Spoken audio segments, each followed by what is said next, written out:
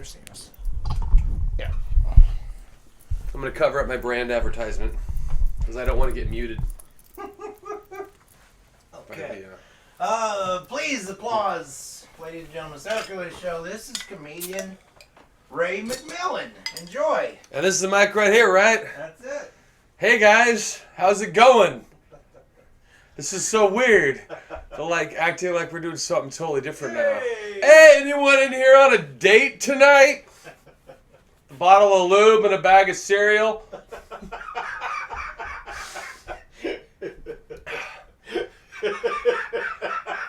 There's my opener. My segue from watching, shout out to all the Cooligans and shout out to DP for having me back. Watching him dance, it reminded me a lot of the art I like to watch on the inner tubes. And I got kind of concerned for all the porn stars the other day because I was scrolling through the titles of a lot of these porn videos. It says like, girl punished by 6 black wings. Or like, chick learns her lesson. One, why gotta be like that? Like, what was the crime? I need to see a prequel to understand what she did to deserve the 6 black cocks. Right. Second of all, who's her fucking attorney? Like, what lawyer would go in front of the judge and say, we're arguing for 20 black cocks, but the prosecution wants 40. We'll settle with 23. Well, is she going to college? Yeah, she's going to college. Okay. So this college student is now being punished. I think there should be more positive porn. Like that porn for women, it's artistic. Yeah. Like, girl rewarded by black cock, like she gets off a long day of work, sits down, she's kind of lonely, dicks around a Tinder. All of a sudden she opens a box. Bam, baby. How's it? Why has it got to be a negative thing?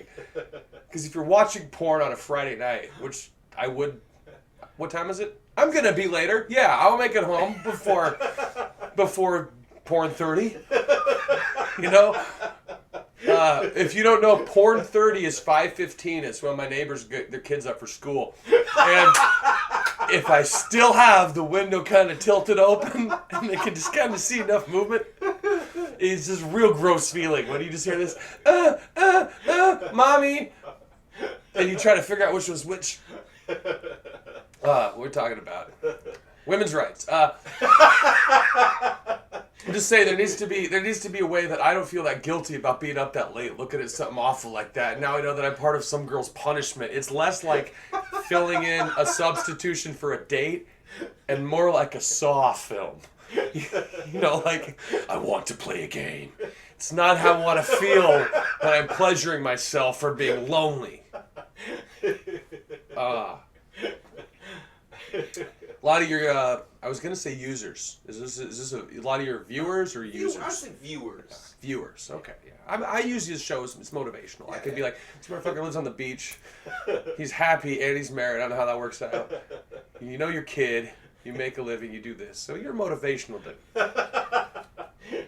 But a lot of your listeners know I worked at strip clubs because I graduated from Portland State. That's the short story. Portland State University is a lot like Apollo or University of Phoenix or, majored in transgender, underwater, free-range, at-risk basket weaving for suburban youth. And I worked in strip clubs. I did it for a while, and I had to quit. I was contributing to misogyny. I was contributing to sexism. I was selling human beings. I was part of the problem. I was really good at all of that. Really good at it. Day in, day out. 8 hours a day. On time and early with a bag of Skittles, pack of cigarettes. Good to go. Where I had to quit was when new rap music came out. Oh. Now I'm 36, meaning I'm a white guy that's legally old enough to bang a girl half his age in any state. And you might want to know what I know about rap music. The mic looks like it's coming right from my crotch. I'm going to move because I just know. There we go. Scoot up a little bit. Can they hear? Scoot you up. Oh, scoot me up. Oh, there you go. Man. There. Magnets. So, back to the weather report. You guys can't see this, but it's a green screen. If you could see it, he wouldn't be doing this. job. Yeah, but okay, back to the reason I quit strip clubs. Right. One, I am 36. I don't want to meet my daughter while she's hanging off of a pole. Wake me up, what we're talking. I don't want to run into that. But I had to quit because the rap music, like any other music I'm a fan of, like we're watching, some semi-decent punk metal and stuff, but most of the stuff sucks these days, And the rap music was dope when I was younger. Wu-Tang Clan, Public Enemy, Tupac, Biggie, Chino XL, Boogie Down Productions, Far Side. The most popular song the day I started working strip clubs is a song by Tupac, rest in peace, and he says, "The blacker the berry, the sweeter the juice." Now that's lyricism. That's a metaphor. You're comparing a woman's privates to a fruit, complimenting her ethnicity. Right. The song that was most popular the day I quit is a song called Up by a guy named YG. Okay? Do you know how the song goes, DP? I don't know it. DP does not know YG's UP. The song by YG called Up goes as follows. I beat the pussy up! And then he says up 11 more times. I beat the pussy up! Up! Now call me a romantic. But I've never, ever looked at female anatomy and thought, gee, I need to kick the crap out of that right now. I've never been going down on a beautiful woman and seen her spread open her legs and then torn off my affliction shirt and threatened her to a fight after chugging a Red Bull and said, "Come on, you fucking pussy!" It's never happened in the history of my interactions with vaginas. Good guy. I know. I've eaten too much. I've woken up in some, but I've never been like, what? And then had my penises hold me off outside of a truck, I did get I don't know if this is something I should talk about on your show. That's the sign that I should talk about on your show. That's right, yeah. Yeah. I had an idea for an app. Apps, phone apps. So I'm trying to figure out something I could put my hatred for humanity and autism spectrum in the same bank account. I figured apps, because Steam's too hard to get into, right? Right. So do you know that you could download sexual offender registry maps? So if you move into a neighborhood with a kid, you go, look, I got a kid, Google my address, DP lives down in a place called Florida. I won't tell you where he's broadcasting from, but there's a lot of chimos around here in Miami. And so DP's here in his Miami neighborhood by the beach. And he's like, whoa, there's a chimo here, there's a chimo here, right? You could download that map. Now, I can make an app called To Catch a Predator, where I go and see how close I can get to one of these motherfuckers' houses, throw an egg at it, you know what I'm saying? Then I would collect the predator. Now, you have been collecting all of your own predators on your own apps. Right. And we meet up in real life and battle them like Pokemon. Oh. So, peeing near a school would not beat my 17 nuns on a bus. One way to profit off of the horrible things that happen to other people. Give all the money to some survivors and we're good. My app idea has been denied by Google Play and iTunes since I have submitted it. So if anyone out there makes an app, back to the comedy. That was just me marketing to you. It was a business. Here's real life comedy. I'm from a town called Salem, Oregon. You got people overseas and all over. Salem is an Applebee's town. And I said that last time, but I'm going to say it again. You never look at your date and say, hey, honey, make reservations for Applebee's. See?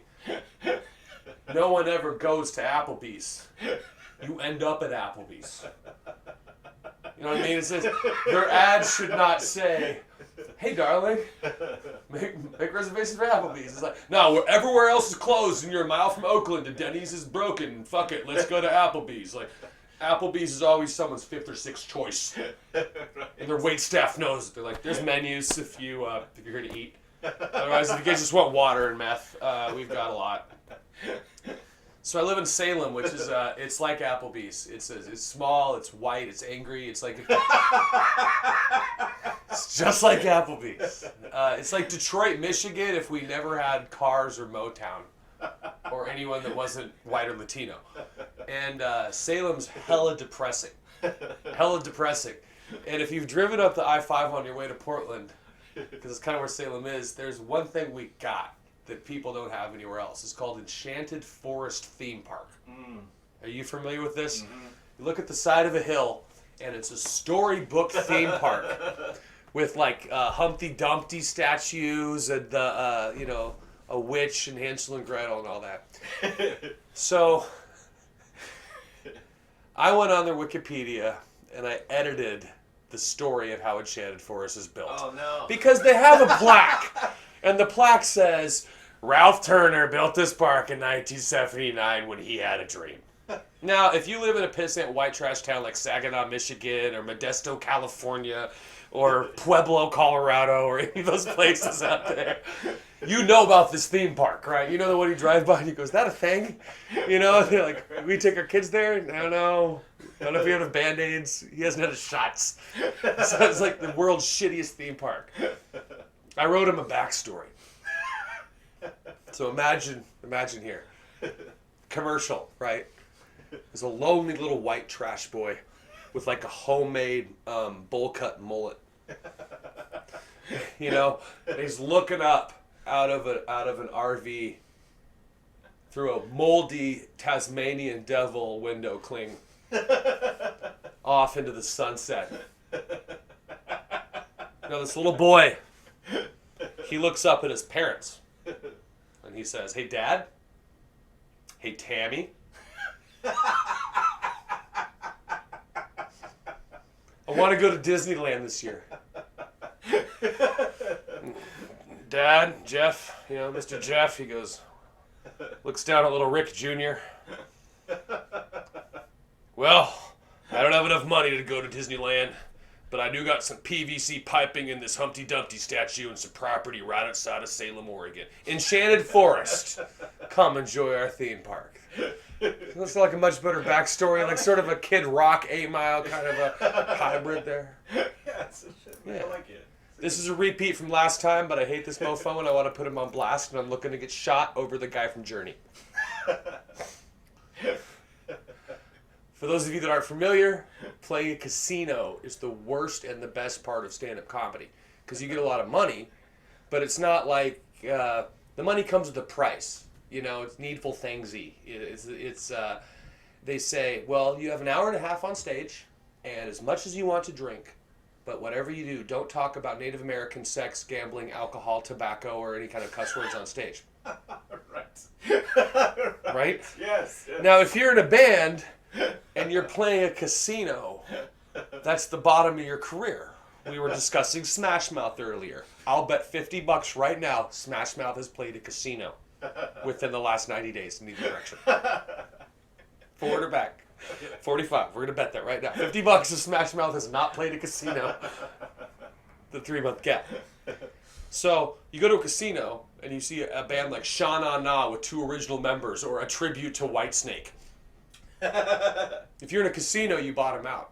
Then you get into comedy and they go, "You know what, dude? You did really good on the show the other day. If you really tone out your material and work on your timing, you're going to be good enough to play casinos." So my glass ceiling is like Leonard Skinner's gutter. Like the best I can do at this is the worst that I don't know, Spin Doctors or like 3 Doors Down or something. And people get just as excited about Sugar Ray at the Spirit Mountain as they do about watching Ray at any mountain. So I'm playing a casino, and at the time I'm dating this girl who's way out of my league. Like if you look at me now, I'm like a 3. After a box of wine and an okay. The one that you girls do that shit. You go in the bathroom, you're like, fuck it, he's kind of cute, but he's weird. And it's comedy in people's garages, and he's got bitch tits, but he used to be a DJ. So that's me, I'm a 3. The girl I'm dating at the time the story happens is an 11-teen. She's a Native American model, and she did ads for these billboards in Portland for the Winter Fucks or whatever their hockey team is. So this chick has been on a billboard. I've been stalled in traffic and fapped to her. Now I'm on a date with this woman, and I can't bring that up. It's really not like, oh, I recognize you from the time I came all over my GPS. You just say, hey, go Winterhawks, right? So we're dating. Shit happens. We Netflix and apologize, and it's right after sex. and I don't know how to cuddle, right? I don't know if this girl wants to play Skyrim or Fallout. You know, I don't know if she just wants to start right in with the battlefield, or if I should get some DLC and treat her like a real woman. You know, I don't know how to approach the post-sex game. I only have one bag of cereal. I don't know what she wants. So I look at this gorgeous Native American model, and I say, you want, like, a Snuggie or the rest of the Jack Daniels? And she goes, you just offered a Native American girl whiskey and blankets after the first time you had intercourse with her. Oh. That's a bad move for a white dude. Do you have a cigarette? I said, well, there might be an American spirit. Bam, we have gambling, tobacco, sex. I told this story on stage at the Mill Casino. The owner was totally cool with it. And then I made fun of Journey. And I'm no longer allowed at the casino because I made fun of Journey. So, like, on one side, you got genocide and implied God knows what, non-consensual drunk sex, Right. blah, blah, blah, blatant racism. That's fine.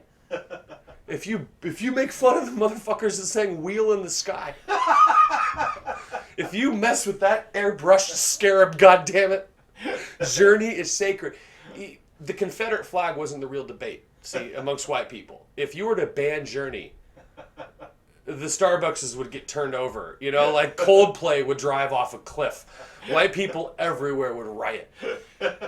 So what had happened was, in Salem, where I live, one of the members of Journey assaulted his wife. We talked about this last time. I like how this is the story I repeat. Yeah, the wife beater from the 80s. This is the one. The wife beater story. And the sound guy from the casino says, well, if you tell that story, you're associating Journey and domestic violence, and you don't want to ruin some girl's night. Now, one, I'm thinking of the girl whose night I would ruin. I picture some blonde chick in a Kesha tattoo, like, oh, live, love, fuck. You know, like, that's the girl who wants to hear Don't Stop Believing at the trap night. You know, she'll walk straight into the blackest hip-hop club. You guys got Don't Stop Believing? And they'll play it because she won't shut up. Right. So that's the girl I risk offending by outing a piece of shit wife beater. And I'm not going to give any love if you hit women, you're a piece of shit. End of story. Especially when you're not Chris Brown or releasing new music. I mean, this is the guy from Journey. He doesn't just get to hit chicks. He's got no redeeming hit singles. But I made an agreement with him. I said I will never tell the story, and I'm not going to tell your viewers. Oh, and here's why. Ooh. Not for that piece of crap, not for the wife beater, because the lady involved in this story is a real human being. And Salem is a tight-knit community. And she's just a small town girl who's living in a very lonely world. And sometimes women in this circumstance are forced to take a midnight train going anywhere. It's not funny. Stop laughing. They're running from a singer in a smoky room who is coming home smelling of wine and cheap perfume, and then he gets on the same midnight train going anywhere. Dan, all I'm saying is that there are strangers waiting up and down the boulevard, and that they're hiding somewhere in the night. These street-like people, as they prefer to be identified as, they're literally living just to find emotion. They're hiding somewhere in the night. This joke will go on and on and on and on. There's my Journey story. It's powerful, man. It's powerful. Move me. Hey guys, I'm the drummer from Journey, here to tell you not to beat your wife up. I got any Bon Jovi fans in the house? You in the back. All right. Somebody said Bon Jovi earlier. Someone said Bon Jovi earlier. Bon Jovi. Do you know what public service announcements are? It's when you're a celebrity and you get a DUI or molest a 16-year-old, you have to be like, oh, I'm Ashton Kutcher for Asperger's, and then you record a little clip. And then, no harm, no foul, right? It's a public service announcement. There's tons of them. Now, after the Sour Kool-Aid Show, don't you motherfuckers leave the window. But afterwards, you can find the Bon Jovi United States military advertisement. Have you heard this? Here's exactly how it goes. I wish I was making this shit up. It goes, hi guys, I'm Jonathan Bon Jovi for the United States military. If you pause for a second, he just gave his full name.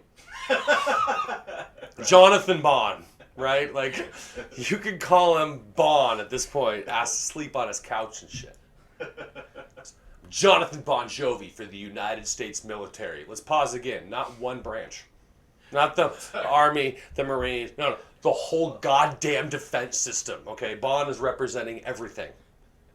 Jonathan Bond. Everything. And he says this. We've got to hold on to what we've got as a country. And then it plays his song. It says, we got to hold on to what we've got. And then he says, join the United States military. Now pause for all the men and women of the armed forces. Do you know what's wrong with this ad? Bon Jovi fans know. The next lyric in that song. It doesn't make a difference if we make it or not. And I say that's a shitty attitude to take to war, Bon. Any other song could have been used to bring our troops to battle. Like, hey, terrorists, you're wanted. Dead or alive. Shot through the heart, and you get college credit for it. Join the military. Like, it's my life. Fuck it, I'm going overseas. But they picked dead or living on a prayer. Pick living on a prayer. Because you picture the president on TV in my worst Obama impression, like looking at a map of like the Middle East, and we're just losing this battle. Like ISIS is just breeding like rabbits. We have 6 guys over there and shit. And Obama's looking at this war that he's just fucked up, right? He's like, well, we got each other, and that's a lot for love. We're going to give this a shot. We're halfway there. Our troops have literally run out of rations. They're living on a prayer. Whoa. Is that the kind of battle that you want to live through? I had a couple of theories on how this happened. One, maybe the Insane Clown Posse was unavailable to make an ad. I think we're trying to find the world's most disposable army to go find a battle and lose it for whatever God knows reasons. But there's like a focus group, and they're like, what group of people can we get rid of? And like, you can't be prejudiced. It's 2016. And like, shit, how about kids from Tumblr that identify as wolves? No, even they've got their own rights groups now. Okay, anyone with an affliction shirt? Nope, they have their own. Shit. Bon Jovi fans. I like this. She mullets. Bugs Bunny tattoo. Yellow wife beater. 36 A's. And a gun. We can get rid of them. So if you hear Bon Jovi sending our troops to battle, don't enlist. If you're currently in the military, I thank you for your service. Get out now. Because I think we're going to go piss off Russia or something. I mean, like if the guy from Slayer, fucking Lemmy, you know, like Ted Nugent, let's go kill some brown folk. That might get a few people to join. No one is going to look at their wife. Why are you going to go fight for our country, hun? Well, have you seen Young Guns too? Yeah. You know the guy that did all the songs for it? Kind of. He inspired me. That's the man that made me leave you here with the sun. You walk off like whistling, living on a prayer. Walk into the sunset like the Incredible Hulk and die. I dated a homophobic girl, which was weird because she was like straight, but she was homophobic. And a great segue. I just went right from Bon Jovi to homophobia because I know that there's enough of a Venn diagram there. Here's my life, fuck queer. You know, there's somebody in a bar parking lot right now thinking really homophobic shit, but still listening to a guy in leotards and sprinkles singing about horses or some crap. So I dated a homophobic straight girl, which is weird because being a homophobic straight girl means you're afraid of the one demographic that will never try to catcall you.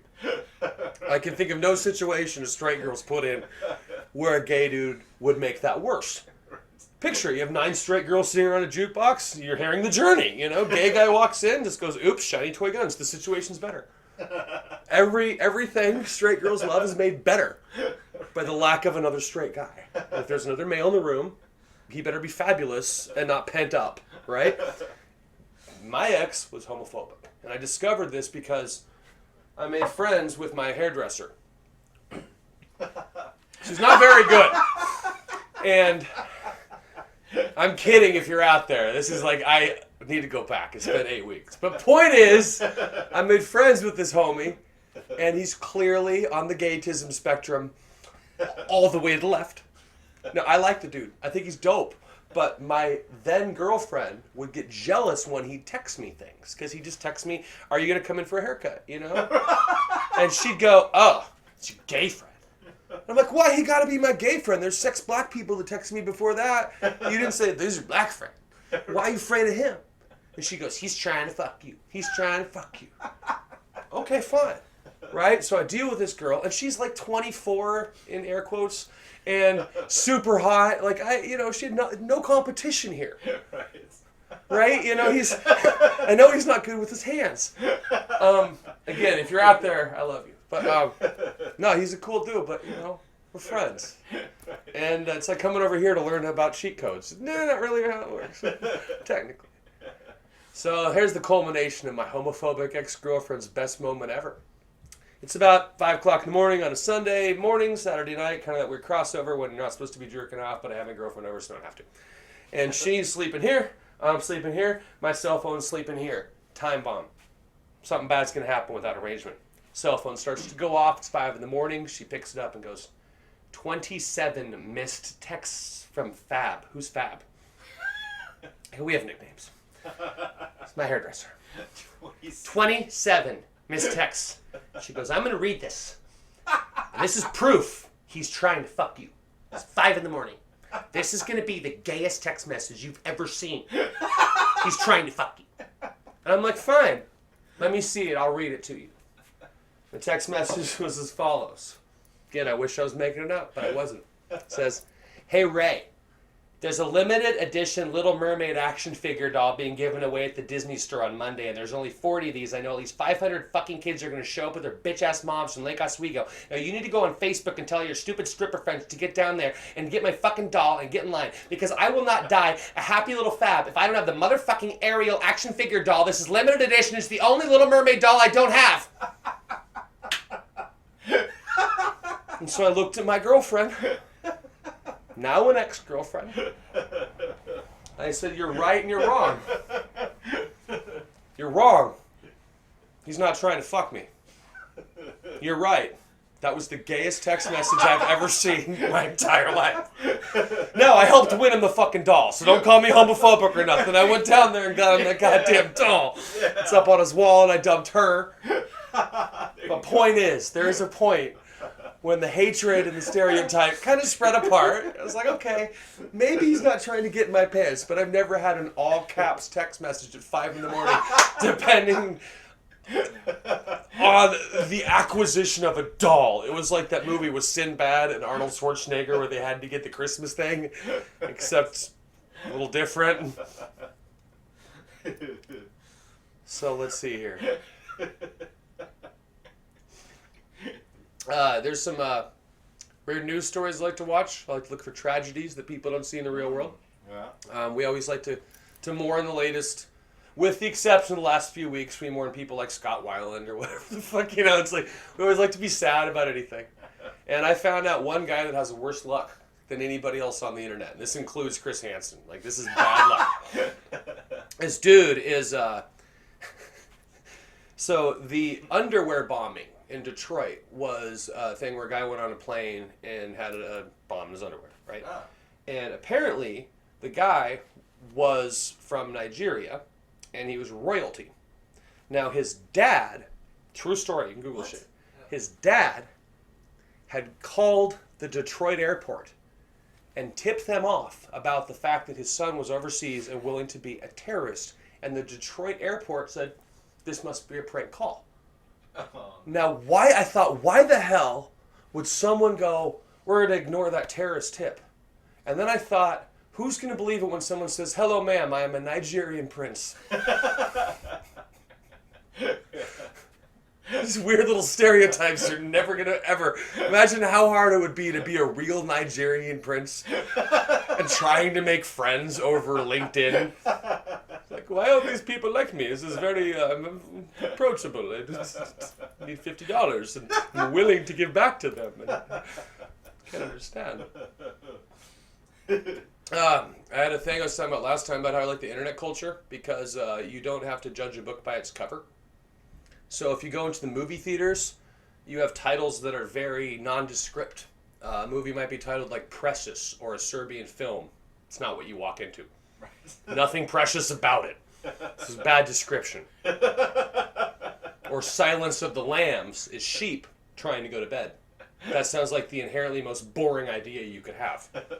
Because you think about sheep when you're trying to go to bed. But if you were to click off to a different browser, go to YouTube, and look up any of their movies, the title will have something like, Dude in Oakland gets shot 87 times. Hashtag World Star. End of story. There's no ambiguity. Same thing, there's no Big Trouble in Little Gina lurking around on RedTube. Right? It's like, girl gets filled out like an application during a recession by 3 starving Latinos. Tags, threesomes, feminism. Click like if you're a sociopath and don't care what you put on your Facebook. So one of my ploys has been to release movies instead of remaking them. Because I'm sick of remakes. You know, Transformers or Star Wars.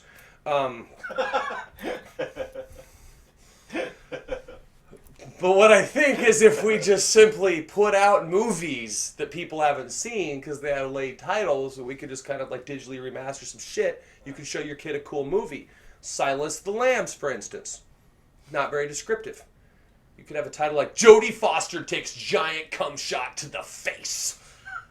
Anthony Hopkins eats a guy. Blood everywhere as a transgendered individual tortures a fat girl in a well with a little doggy and lotion. Click like to subscribe. So I had a couple of these I threw out there last time, but I got some new ones. Okay. Like 50 Shades of Grey. That is logistically the most ambiguous title you could have. Right. Shades of Grey, and there's lots of them. Sexual assault is totally okay if he's white and rich. Or Lord of the Rings, the Hobbit series. It'll be like, homeless guy tells these midgets go on a hunt for stolen jewelry in the middle of the woods and I don't give a fuck if you die out there. Back to the Future, like, pre-Parkinson's Michael J. Fox constructs a time machine to go grope his mom while she's still in high school and hasn't had child titties yet. Trying to think of what else we could throw into this list here. Empire Strikes Back. You know what I'm saying? Guy makes out with his sister in the freezing snow in an intergalactic plot to kill daddy. But the reason I bring this bit up again is rest in peace. One of my favorite movies is Labyrinth. Now, backing up to date steez, this is what you get if you find me on Tinder. And your phone's wet and you end up swiping the wrong way. And we meet. Labyrinth is a good date movie. All you fat fucking shut-ins watching this right now, I'm one of you, okay? Labyrinth. Write this shit down. Labyrintth, all right? It's David Bowie, and the deal is a perfect date movie because I get action, I get suspense, I get music. My date is to stare at Ziggy Stardust and his spiders from Mars bulge out of a codpiece throughout the whole movie. Don't start making out until the credits roll because the baby crying in the background is a boner killer. But I would have never discovered Labyrinth based on the title alone. It's a wooden box with the marble that rolls around in it. It's spelled funny. If I were to retitle it and re-release it, it would be like, David Bowie breaks into a teenage girl's bedroom while wearing tight spandex, gives her drugs at a dance party, she passes out, and when she wakes up, she's lost, and he says, don't keep that baby if you want to go home. Much better reading of, I'd click on that, even if it was resized in a different frame with like some shit and a cat behind it so it'd be legal. Okay, Put it out there. Let's see. If you're listening now, don't worry, there's no spoilers, you're just not going to get the joke. But I am a Star Wars fan, and I have not seen the new movie. But I will say that we're all in agreement that episodes 1, 2, and 3 suck dick. And episodes 4, 5, and 6. Right. Bomb diggity. Can't fuck with them, right? So, here's the deal. Is I was really a fan of the fact that, this is a total spoiler joke. Because I like your fans, I won't tell it. I'm going to come back out of this. I'm going to come back in a year and tell the spoiler joke. Okay. But let's back up and talk about the Star Wars movies we do know. Okay. Get at me on Twitter, we'll talk spoilers. At Rain Man McMilln, we'll talk all the spoilers. R2-D2 dies. I'm just saying. I'm kidding. But the Black Stormtroopers mixtape is fire! Alright, no more spoilers. Star Wars is an analogy for love. Whoa, got deep. What? Did you feel that? I did, a little bit. Yeah. Now, when I say the first ones, I'm talking New Hope as the first one. Can we agree as a community? New Hope is the first one. Episode 4 is the first one. Sorry to get all Asperger's nerd on you. Episode 1 is the fourth one. Say it with me. Okay. Episode 1 Is the is fourth. the fourth one. You pun one more time, I swear to God I will knock you out. This guy's not going to take my pun trophy. Yes, may the fourth one, blah, blah. Okay. So here's how Star Wars is like love. You're like 13 years old, you discover the New Hope. Like, oh, this is interesting. It's weird. I'm stuck in a trash compactor with my sister. But I don't know she's my sister and how I'm supposed to feel about her yet. I hate you, Dad. Right? That's like your first love. It's just some awkward shit on the playground. Now your second love, that's the real one, right? That's the one you remember. That's that 16, 21, somewhere that. That's like, Empire Strikes Back. It's like good, it has plot, it has meaning, and then all of a sudden it gets really dark and she abandons you and you're like, what the fuck? I'm stuck here on my own. I have no hope. My whole world is destroyed around me. So you break up with her. Then somewhere in early college, you date Return of the Jedi. And you go over to her house, and everything's like these fuzzy little fucking stuffed teddy bears. Like, really? And then she spreads her legs, and it's like, Boba Fett fell into it, And it's just kind of campy. And at some point, you're like, who's that guy that you don't ever talk about, but it's hung up on your shelf? And she's like, oh, that's Han. That's my ex-boyfriend. And then there's the big dad that's like, oh, blah, blah, blah. So you're like, okay. I'm going to go ahead and just see this through. You blow your load 3 times in the same ship. Then, you're stuck. You go through a dry spell. Why did I break up with this woman? Now I'm 25 years old and I'm lonely. And someone says, well, episode 1's coming out soon. You should meet her. Her name's Carrie. She works at Cheesecake Factory. And you go, all right. I remember Star Wars. I remember love. You go to meet Carrie and she's completely fake. She's boring. It's just a bunch of talking. And some cute little animal noises. Everything's CGI. Her tits, her lips, her face. Try to pretend to care. You're like, no, this is going to get a little better. It doesn't. More talking. Lots of talk about children, too. Lots of talk about children. Okay, enough with the children. You walk out of the theater early. Episode 2. Your 5th true love. This is going to be good. Boring, boring, boring, boring, boring. She gets herpes and syphilis, which is analogous to the scene where Yoda does the thing, where he spins around the lightsaber. Back to boring. And then finally, you resolve with the only good relationship you've had this last 30 years since George Lucas decided to fuck up sci-fi. Only good relationship you've had before The Force Awakens, right? Is episode 3. Where it's nothing but hot, spoogey lava and daddy issues and violence. This is what happens when you get into your 30s and you're still single. So my life has been like the Star Wars franchise. Right. Just increasingly more hopeful and disappointing. Now, I won't tell you any spoiler alerts about the new one. All right? But I will say it makes me want to fuck again.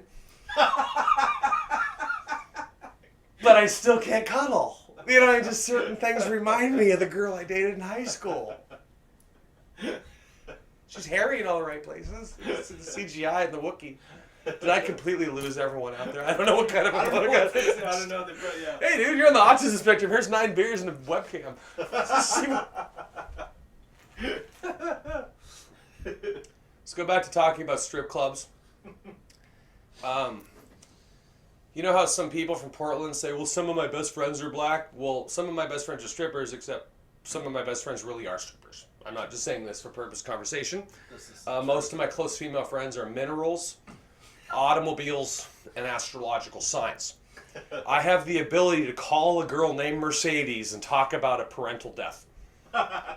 So I can call up and be like, hey, Propecia, hey, tell your man to step away from the recording studio. I got some serious shit to talk about. And I can get actual life coaching. Okay? So my close friends being strippers, I start to think like a stripper. I'm serious. So my DJ booth was right here. Dressing room was right here. The door to the dressing room was right here. I have an air vent that would shoot into my ear and tell me everything these strippers argued about. Now, one thing I would do is I would start to side with them. So instead of being a good DJ and being like, yo, this is Baby, she's up there for 2, I'd be like, yo, this is Stephanie, and her man's a piece of shit who ain't paid his phone bill in 3 fucking months, and that motherfucker comes here today, he better have $80. And the customers would be looking at me like, how do you know this about her? And then I start to, I had a menstrual flow. So women, when confined, I'm talking about females like animals here. Women, when living together in a small circle, dorm room, whatever, roommate situation, their periods will sync up. Your periods will sync up if you're all living together. Yeah. So I have 9 strippers that are all on the same schedule, most of whom live together, syncing up at the same time. I'm their only male ally, and this is me. It's like walking into Nam with a 22. So I'm their only shoulder to cry on, and I'm not a very good shoulder. So when that dressing room door opened during Shark Week, it was like the elevator from The Shining. Just blood, just fucking gushing out. And so here's a list of things that I currently like now that I've been in the strip club industry. Lana Del Rey. Huge fan. Tori Amos. Who's the criminal? Fiona Apple. Dawson's Creek. I know how to order certain Starbucks drinks so they're the same drink but less expensive than the one on the menu. Hey. Yeah. But there's certain things that I don't want to know. Exactly how many songs 2 Chainz has? 38 as of last December. Check the mixtapes. How accurate a Dollar Tree pregnancy test is based on how long ago you bought it. Information only I know. Now, for those of you that don't get this, you're like, what's this guy talking about? I have stripper thought. A stripper is someone who will rip open her labia and show you her baby's partially formed foot for like $6 at noon on a Wednesday. And if you ask her what her real name is, she says some things are private and she wants you to respect her boundaries. Soak that one in. It's not on the LSAT. It's not a very logical. So what I ended up doing after I quit the jobs in the strip clubs, I started lobbying for dancers. So what we do, and this is not a joke, we go to the state capitol, and a lot of dancers don't know the resources if they're being harassed or coerced or yada yada. And I had to talk to a bunch of like 75-year-old white guys in suits and ties, all of whom pretended like they didn't go to strip clubs. Right. So I'd be like, Senator, and he's like, so what goes on in these places that I don't go to for steak because it's $4.99 right off the exit and my wife doesn't catch me? I've never been there. And I had to explain to this committee of senators laws regarding strip clubs. Like, there's pimps, there's violence, there's gangs. And then they came to the issue of independent contractor. And they didn't know what an independent contractor was unless they had a hammer. Like, so you're independent contractors? So mean you have a paycheck? And I go, no, it means that blah, blah, blah, blah, blah, legalese. And he goes, well, I don't get it. Does this mean they make their own schedule? And I shit you not. On record, in the state capital of Salem, Oregon, there's a video of me in a tie, setting down my water, looking at a senator, and going, Your Honor, these ladies are working for tips and tips alone, right there. It's a highlight of my last few months. Okay, I guess I can close on a story. How long have we been doing this? 8 hours? Is that 8:37? Oh, damn. We're deep. Okay. Well, I'm gonna talk about kids. You got kids, right? I do. I got nephews. See, I'm in a better spot than you. Because I don't know what the fuck they're doing right now. And I don't care. You know what I mean? If they're bloody, falling over, watching some shit they shouldn't watch, nothing. I show up with fireworks. I show up with an M-rated game that I tell my sister is totally safe, and I bail on those 11-year-old fuckers. So my nephews, if you picked up, I was a strip club DJ. My nephews' names are Peyton, Ashton, and Hudson. Let's say that again as Peyton, Ashton, and Hudson. So my sister is part of this weird Hollywood cult that's really popular that like you spend a lot of money on it and you like level up in it and Tom Cruise is in it and they believe about an alien in the sky and they read this weird science fiction textbook. It's called Christianity. So she's part of that. And I'm basically trying to turn my nephews gay. Now, let me just back up. I don't mean in a weird way, and I know that sexual orientation is a choice, but I believe you can water that choice. Right. So my nephew, my oldest one, comes home and goes, Ray, you know what I like? Guns. And I go, let's write a song about it. I'm trying to just sort of steer him away from alpha male aggression and into, you know... Oh, you like blood and guts? Let's watch Rocky Horror Picture Show. Just anything that I can kind of, you know, just a little tilt. And my sister takes my nephews camping on the beach on the Oregon coast, wherever the hell that is. And she says, we're going camping next weekend. I want you to talk to your nephews about it when they get back. So they get back and said, tell me about camping. And he says, well, we have a 2-story hotel with an elevator in it. Like, 1, that is not camping. 2, what was the color of the gentleman's skin that was operating that elevator? Because this sounds pretty, you know, upper echelon Illuminati shit.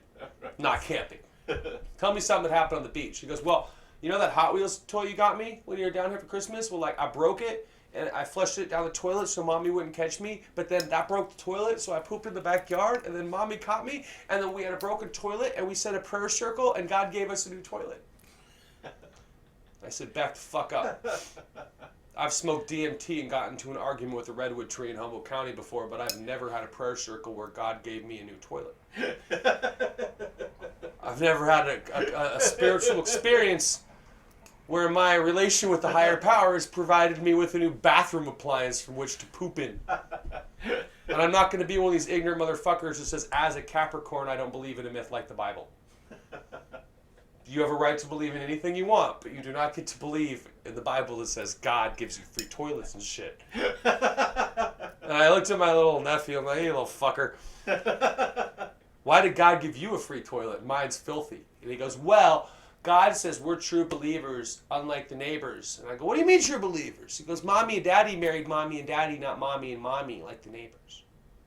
I go, oh. So because you're homophobic, you get new toilets. That's what true believers means, right? He's like, yeah, Mommy and Daddy are Mommy and Daddy, not Mommy and Mommy. So I'm like, fuck, what can I do to screw with this kid's head? But set him back on the right path. You know, that's right. So I opened up the newspaper, and it was an anniversary of that tragedy that happened in Russia, where a Malaysian jet fighter got shot down over the Ukraine, and 300 doctors died. And he goes, no. And I go, yeah, and those doctors had the cure to one of the world's worst diseases, HIV. He goes, no. Well, why would God let that happen? And I was fucked. I was like, now I got to tell this kid about life and the cosmos. And he says, why would God let that happen? And I told him the truth. I said, well, God probably would have saved those people, but he was in Lincoln City, Oregon, fixing your toilet. Those people died because you pooped in the backyard. Now, I figure that's Freudian enough to finally kick him over that cliff 300 style. You pooping on the beach caused all those people to die. We're going to do bumps off a stranger at 80s night on Tuesday, okay? You're coming with me, right? He's 11. He can handle a good queer night. You know, he's got good taste in music. I don't really know what to end on. My sister makes them watch Veggie Tales, which is like a Christian cartoon, because there's a Christian alternative to everything.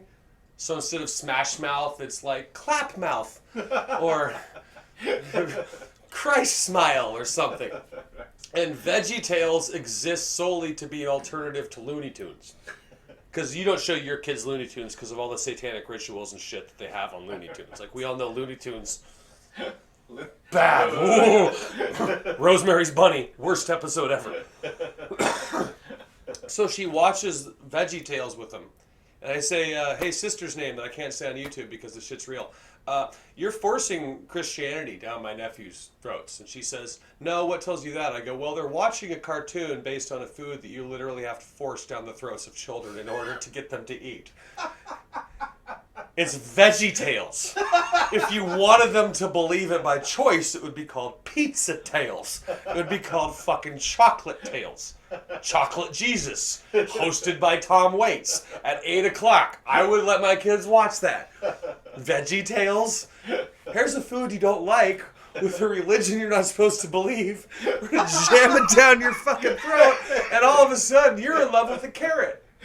And then your kids get attached to these vegetables, and then you go up, bring them upstairs at dinner.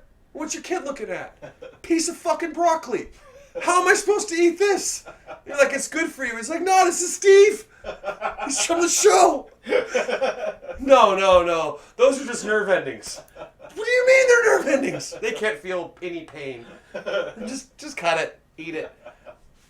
I don't go eat pigs and bunnies because I watch Looney Tunes. I eat it because I'm a piece of shit.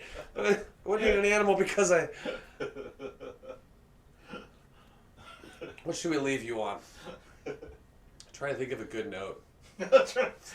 Something more positive. An upbeat. These aren't really jokes. I mean, just sad stories that I've had. One time, I know a good wrap up. A good wrap up.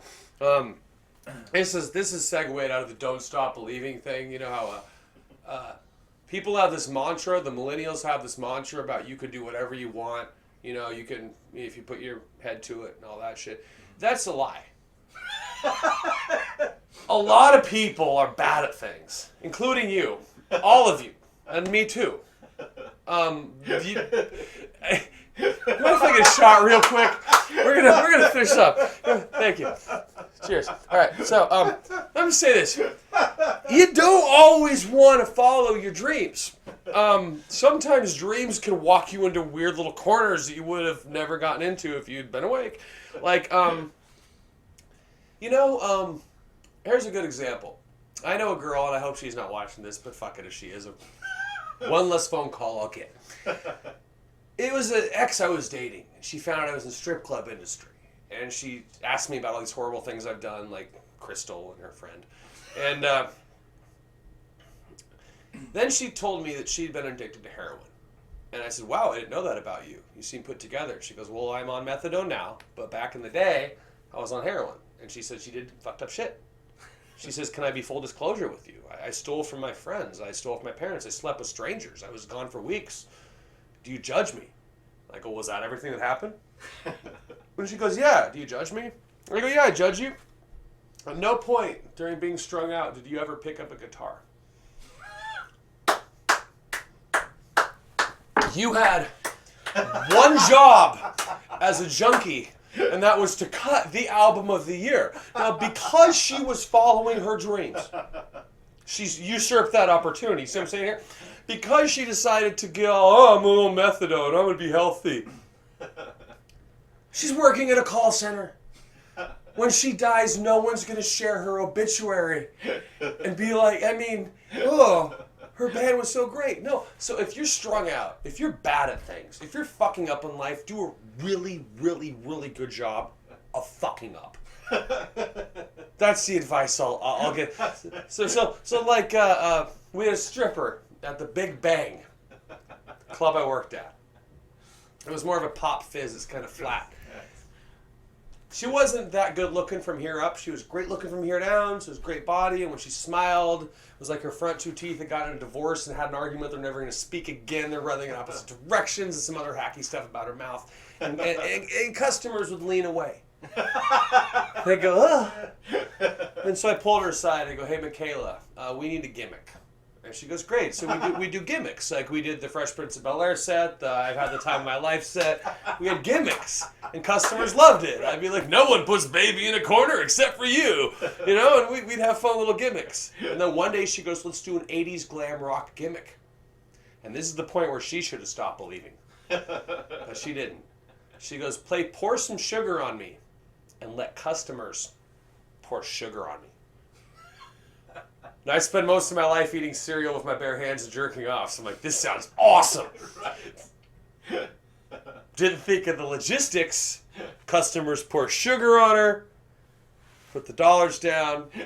A week later, we have an audition from a hustler club. Super awesome club. Hot girl. She's laying down doing the stripper thing, all sexy. And she goes, she's laying down in her stripper thing. She's like, ugh. We got ants. Oh, no. After Michaela had poured sugar everywhere, apparently we attracted these really tiny ants. And so the rack in the strip club made of wood was just eating itself from the inside out with ants. So the only women that would work there are ones that could get past the ant audition. Like Indiana Jones in the Temple of Daddy Issues or some shit. That's horrible. So, yeah, sometimes you don't follow your dreams. Sometimes you just give up and play Evanescence and flap your titty around. No ants. Not gonna get ants. I think that's pretty much it. What time we got? What are we doing? What are we doing? You're good. We're good? We're good? We're good? You call All right. Well, I can repeat one thing. There was one video game joke. I didn't tell any video game jokes. You did. Yeah. There's a bit about, we're talking about Gamergate. Oh, shit. Here come the hashtags. I remember it. Yeah. There's a theory that video games make kids violent. You know, people are saying it's violence against women. And well, in our generation, people over the age of 30, we were raised on games that, like, Skate or Die was the only game to threaten you with death should you not partake in a particular athletic activity. There's no Nintendo Tennis or I'll kill your mom. There's no, like, Wii U soccer or slit your fucking throat. Got to do that. He does this thing every few minutes. He turns the thing back. So I got told that Grand Theft Auto promotes violence against women. Now I played the game, and most of the bad guys, even the good bad guys like Trevor, are all men. The only women in the game are the hooker NPGs they put in there because some bitchy feminist said, you have to have females. So we gave them hookers to run over. But there's no level where you beat up a woman because she's the bad guy. Right? And she's like, well, Grand Theft Auto promotes violence against women. When I opened Grand Theft Auto 5, I didn't see a human female for the following 6 months. I was in my apartment watching my social life deteriorate, where every one of my interpersonal relationships shot to shit. The girl that was trying to fuck me that week gave up. I'm not violence against women kind of a guy. But if there had been any woman that would have been hypothetically the subject of violence, buying me Grand Theft Auto got her out of a bad situation. Skyrim turned me into a eunuch. When Destiny came out, I called a girl named Destiny and said, I'm choosing to stay inside. So all you video gamers out there, next time someone says, you promote violence against women, just reach into the bag full of Coca Roos and go, what? Keep your hands clean. Thank you. All right, thank you very much. Cool. Let's bring it down a little bit. Try and keep it Play to win or lose to Play die. to win or lose to die. Skate or die. And then it would go, die. There we go. Well, thank you. Thank you, Ray. Yeah.